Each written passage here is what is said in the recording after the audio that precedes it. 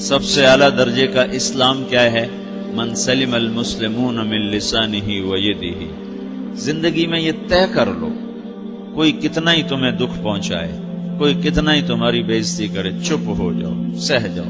مرنے والے کی کیا عزت، کیا ذلت، میں نے تو مر کے دیکھا ہے، اور مجھے یہ حدیث سمجھ میں آئی ہے بڑی اچھی طرح، موتو قبل ان تموتو، کہ مرنے سے پہلے مر جاؤ۔ اس وقت اگر میں مر جاتا تو مجھے کوئی گالیاں دیتا تو مجھے کیا نقصان تھا، اور مجھے کوئی نعرے لگاتا میرے لیے تو میرا کیا نفع تھا۔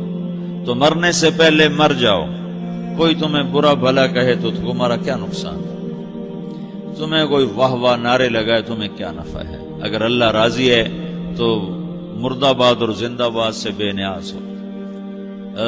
ابو ذر رضی اللہ تعالیٰ عنہ کو ایک آدمی نے گالیاں دی تو انہوں نے فرمایا بیٹا ایک گھاٹی آگے آ رہی ہے، اس میں گر گیا تو جو کچھ کہہ رہے ہو اس سے بھی زیادہ کا حقدار ہوں، اور اگر پار ہو گیا تو تیری گالیوں سے مجھے کوئی فرق نہیں پڑتا ہے۔ من سلم المسلمون من لسانہ و یدہ موتوا قبل ان تموتوا۔ چونکہ آج کل اخلاق ہیں انتقامی، معاف کرنے والے اخلاق ہیں نہیں، انتقامی اخلاق ہیں۔ ہمارا معاشرہ انتقامی ہے، اچھا کرو گے تو ہم اچھا کریں گے، برا کرو گے تو ہم برا کریں گے، جیسا کہو گے ویسا ہم سے سنو گے۔ یہ ہمارا ماحول ہے، یہ ہمارا۔ ایک ماں کہہ رہی تھی دوسری ماں کو، میرے پترا کدی کسی نے واسطے سلام نہیں کیتا، بڑے فخر سے کہہ رہی ہے، ہمارے اپنے گاؤں کی بات بات، میرے پترا کدی نہیں کسی نے واسطے سلام کیتا، مائی جڑا کرے انہوں کریں دیں، جڑا نہ کرے انہوں پوچھ دے ہی کوئی نہیں۔ یہ وہ فخر سے کہہ رہی، جو سب سے بڑا عیب ہے وہ سب سے بڑا فخر بنا ہو۔ میرے پترا کدی نہیں کسی نے واسطے سلام کیتا۔ جب ماں باپ نے یہ سبق دیا تو اولاد کا کیا قصور ہے؟ تو ہمارا معاشرہ انتقامی ہے، ایک کی 10 سنانے کا ماحول ہے، تو آپ 100 کی ایک بھی نہ سناؤ۔ احنف بن قیس رضی اللہ تعالیٰ عنہ پہ ایک آدمی نے چڑھائی کر کہنے لگا ایک سناؤ گے نا تو 10 سنو گے میری طرف سے۔ تو احنف بن قیس کہنے لگے بھائی تو مجھے 100 بھی سنائے گا نا تو میری طرف سے ایک بھی تو نہیں سنے گا۔ ایک آدمی ان کی بڑی بےزتی کر رہا تھا اور وہ چل رہے تھے اور وہ 100 گالیاں بک رہا ہے۔ جب آ گیا نا قریب شہر تو کہنے لگے دیکھ اب میرا قبیلہ یہاں رہتا ہے، اگر کسی نے سن لیا نا تو تیری بڑی دھلائی کر دے گا، تو نے جو مجھے گالیاں دینی میں کھڑا ہوں یہیں تو دے لے، تو اپنا سارا زور پورا کر لے تاکہ آگے تجھے کوئی تکلیف نہ پہنچا دے میری وجہ سے۔ تو وہ پاؤں پہ گر کے معافی مانگنے لگا کہ واقعی تو بڑے حلم والا ہے۔ وہ مشہور تھے اپنے حلم میں، بردباری، اور لوگ ان کا امتحان لینے آیا کرتے تھے کہ بھئی کوئی ہے جو احنف کو غصہ دلا دے، تو لوگ ناکام ہو جاتے تھے، ان کو غصہ نہیں آتا۔ ایسے ایک عرب سردار گزرا معن بن زائدہ، وہ بھی اپنے حلم میں بڑے مشہور تھے۔ ایک دفعہ لوگوں میں شرط لگ گئی کہ کوئی ہے معن بن زائدہ کو غصہ دلائے تو ہم اس کو انعام دیں گے۔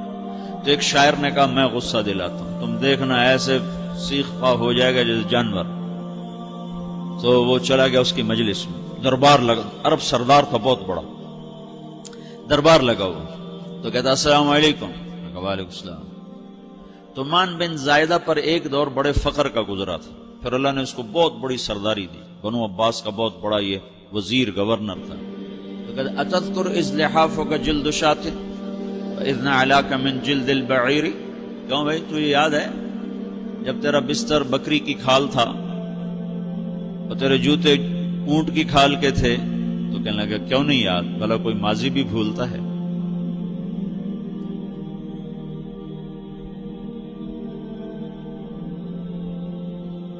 تو وہ کہنے لگا پہلا وار تو خطا گیا کہ فسبحان الذی آتاک ملکا وعلمک الجلوس علی السریر، تو پھر ساری تعریفیں تو اللہ کی ہیں جس نے تیرے جیسے کو تخت پہ بٹھا دیا۔ کہاں بھئی ساری تعریفیں اللہ کی ہیں، میری تو کوئی اوقات نہیں۔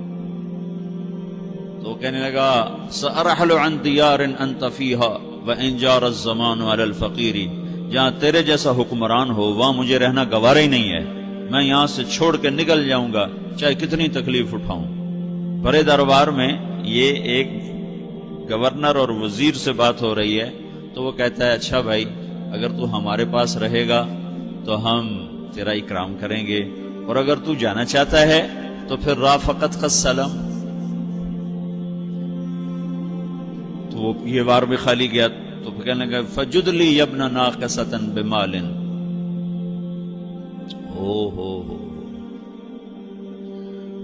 او گندی ماں کے بیٹے مجھے کچھ عطا بھی کر، میں بغیر پیسے کے سفر کیسے کروں گا؟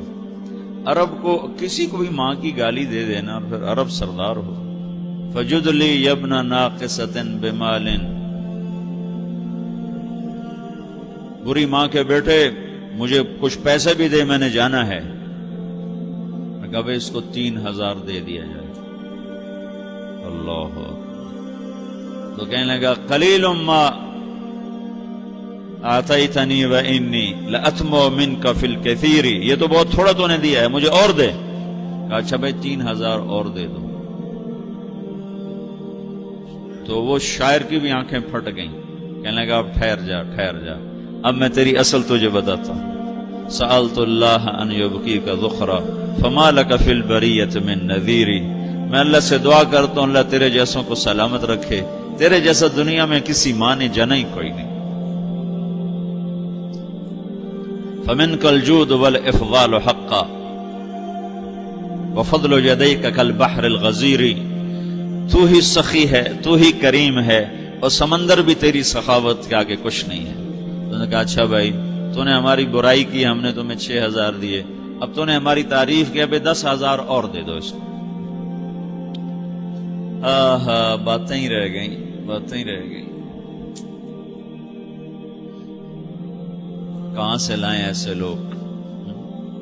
ہمارا معاشرہ انتقامی ہے، بدلہ لینے کا ہے، بدلہ لینے کا. تو میرے ساتھ کیا میں نے بھی کرنا ہے. اعلیٰ درجے کا اسلام یہ سکھا رہا نہیں چپ ہو جاؤ، سلام مت بن جاؤ، سلامتی بن جاؤ، سلامتی کی علامت بن جاؤ. من سلم المسلمون من لسانہ ویدہ.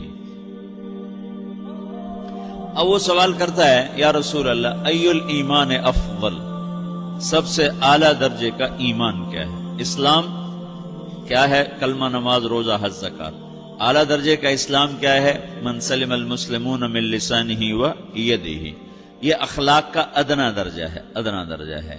ادنا درجے پر پہنچ کر آپ اسلام میں اعلیٰ درجے پر آ سکتے ہیں. وہ سوال کرتا ہے ایمان کیا ہے؟ تو آپ نے کہا اللہ پر، فرشتوں پر، کتابوں پر، رسولوں پر، موت کے بعد کی زندگی پر، تقدیر پر. اب ایک اور سائل سوال کرتا ہے ای الایمان افضل، سب سے اعلیٰ درجے کا ایمان کیا ہے؟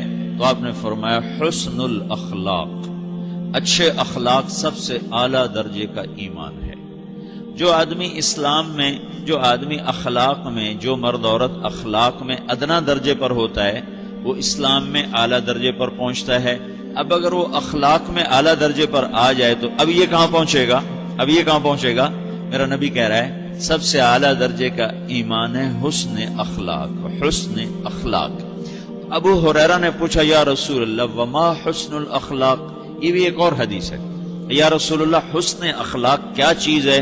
تو آپ نے 3 چیزیں فرمائی، تصل من قطعک وتعطی من حرمک وتعفو عمن ظلمک.